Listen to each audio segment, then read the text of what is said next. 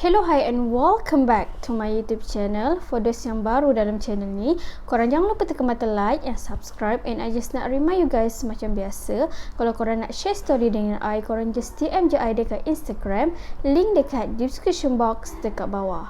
Okay guys, without wasting any time, let's roll the intro.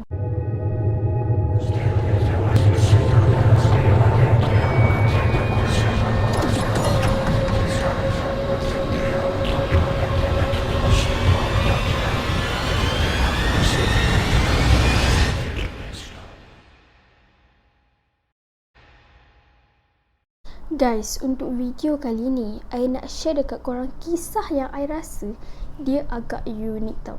I tak tahulah bagi korang unik ke tak, sebabnya I first time tau dengar cerita-cerita yang macam ni dekat satu tempat yang I akan cerita dekat korang kejap lagi. Okay. So, kisah ni dikongsikan oleh Putri. Okay.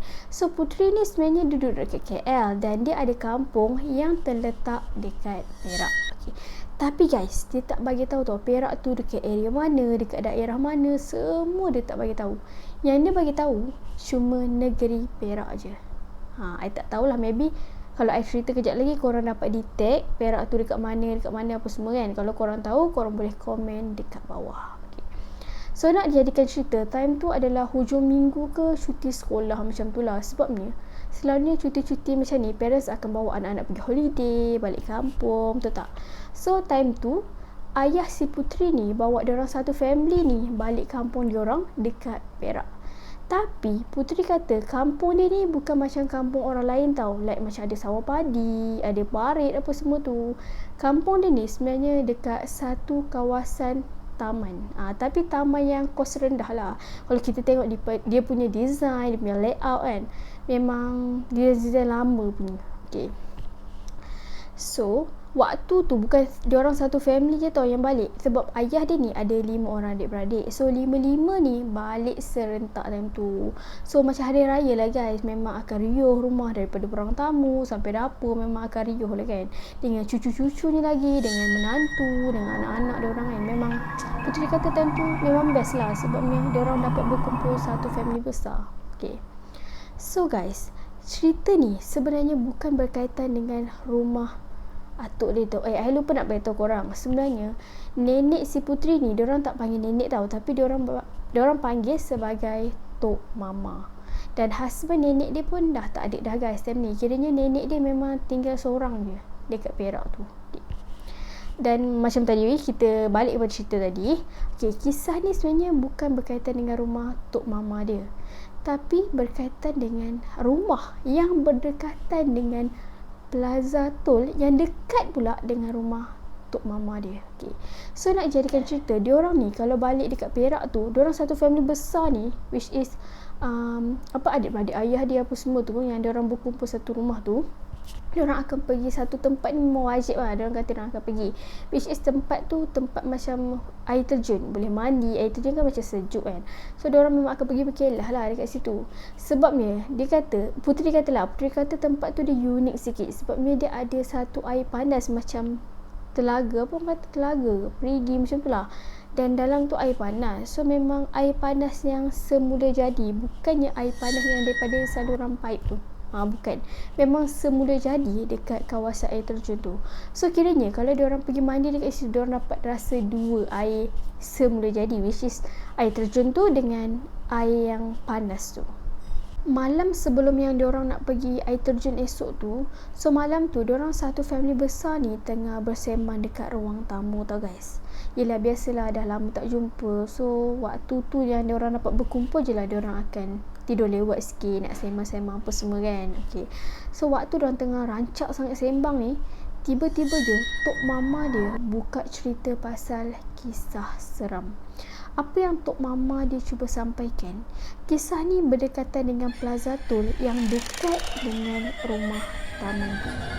Bersebelahan dengan Plaza Tol tu ada satu rumah yang agak besar, sebabnya rumah tu dia 2 tingkat, tapi dia kayu tau, bukan batu bata. Selalunya kalau rumah zaman sekarang akan naik batu, akan naik batu bata, betul tak? Tapi rumah tu dia diperbuat daripada kayu. So bila waktu tengah malam dia, dalam pukul 12 ke pukul 1 macam tu, lampu dekat bahagian atas tu memang automatik akan terbuka sendiri. Bila terbuka je lampu tu, tingkap dekat bahagian atas tu juga akan terbuka dan diorang akan nampak ada satu perempuan tengah sikat rambut dia menggunakan jari tau guys. Bukan sikat, dia guna jari dia sambil dia melambai-lambai dekat Plaza Tol. Kiranya orang-orang yang tengah bekerja dekat Plaza tu waktu malam, dia akan melambai-lambai dekat orang dekat situ. So disebabkan tu, orang-orang yang bekerja dekat Plaza Tol tu, especially perempuan kan, memang tak nak tau shift malam. Diorang rasa takut sangat-sangat sebab benda tu memang sangat-sangat mengganggu kerja diorang ni. Ada lagi satu cerita tu, pernah lah ada satu family ni, dia sewa dekat rumah yang bersebelah dengan Plaza Tol tu. Sebabnya time tu kira macam kalau nak keluar, dekat lah kan dengan Plaza Tol, so nak pergi kerja ke apa senang lah, husband dia nak pergi kerja. Tak sampai satu hari pun guys, satu family tu memang tak tahan sangat duduk rumah tu. Sebabnya rumah tu terlalu banyak gangguan tau. Kiranya kalau korang tidur dekat bawah, gangguan tu akan ganggu dekat bahagian atas. Kalau korang tidur dekat bahagian atas, mulalah macam-macam berlaku dekat bawah. Contohlah kan, family tu cerita, bila diorang tutup je lampu, tiba-tiba lampu terbuka sendiri. Dan bila diorang nak mandi ni guys, tiba-tiba diorang dengar pula ada orang tengah mandi siap cebok lagi tau. Dan disebabkan tu lah, family tu memang satu hari je diorang memang dah tak tahan sangat dah, diorang terus keluar daripada rumah yang dekat dengan Plaza Tol tu. Dan sampai sekarang pun guys, rumah tu memang tak ada siapa-siapa pun yang duduk. Dan disebabkan tu lah, rumah tu makin menjadi-jadi tau gangguan dia. Esok tu, diorang satu family besar ni memang excited gila lah nak pergi dekat sungai tu kan. So diorang pergi konvoi tau guys, 5 buah kereta time tu. So sampai je dekat kawasan sungai tu, macam biasa diorang mandi, makan, sembang-sembang. Sampailah waktu asar, diorang ni decide untuk balik. Sebabnya kawasan dekat sungai tu dia jauh daripada kampung-kampung. Dan nak keluar pula daripada kawasan tu, diorang kena take time dalam 30 ke 40 minit macam tu. Kiranya kawasan tu dia jauh sikit tau ke dalam. So bila diorang dah keluar je, waktu tu pula tiba-tiba dah maghrib. So diorang pun cepat-cepat lah kan nak sampai dekat rumah tok mama dia. So nak dijadikan cerita pula, time tu diorang kena lalu dekat kawasan rumah yang berdekatan dengan Plaza Tol tu. So waktu tu Puteri kata dia tengah drive dan tok mama dia duduk dekat bahagian seat dekat belakang tau. So waktu je Puteri lalu dekat depan kawasan rumah tu, tiba-tiba guys, tok mama dia pula secara tak sengaja pula boleh cakap, ni lah rumah yang tok mama cerita dekat hampa semalam tu. Sambil tok mama dia muncungkan mulut dia ke arah rumah tu. Tiba-tiba je guys, prak bunyi. Memang time tu satu kereta ni memang terkejut gila lah, sebab macam seakan-akan ada benda yang berat jatuh dekat bumbung kereta tu tau. So Puteri ni tengah drive tu, dia terus tengok dekat cermin yang dekat bahagian driver tu, dia tengok dekat belakang, memang tak ada apa benda pun, satu apa pun tak ada. So bila sampai je dekat rumah, diorang satu family yang dekat dalam kereta tu terus tengok dekat bahagian atas bumbung, takutlah ada macam melekuk ke, calar ke. Tapi Puteri kata memang sah, tak ada satu kesan calar sikit pun dekat bumbung kereta dia.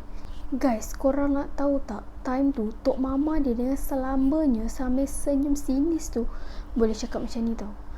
Dia marah lah tu, aku tegok pasal rumah dia tu dia pungai atas kereta tu. Korang nak tahu tak, Puteri kata bukan benda tu je yang seram tau, tapi tok mama dia pun macam seram sekali. Puteri kata benda tu dia memang dengan sangat-sangat jelas tau, seakan-akan macam ada benda berat yang jatuh atas bumbung kereta dia. So lepas je tok mama dia dah meninggal dunia, dia dengan family dia, satu family dia memang dah tak balik tau dekat area dekat rumah tok mama dia tu, which is dekat Perak tu.